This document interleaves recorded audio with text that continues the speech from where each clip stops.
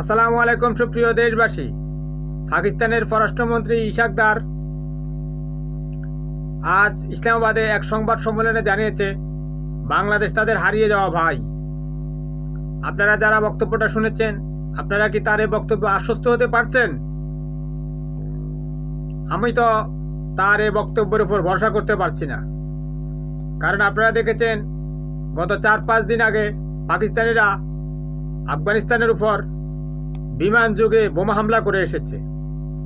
প্রতি উত্তরে আফগানিস্তান গতকালই পাকিস্তান সীমান্তে হামলা করে পাকিস্তানের 19 জন সেনা বাহিনীর অফিসার সহ আর্মি সদস্যকে হত্যা করে ফেলেছে। এই আফগানিস্তান হচ্ছে খোরাসানের অন্তর্ভুক্ত। রাশিয়াও তাদের কাছে পরাজিত হয়েছে। ভারত, আমেরিকা এবং পুরো নেটো মিলে আফগানিস্তানের সাথে 20 বছর যুদ্ধ করার পর পরাজিত হয়েছে।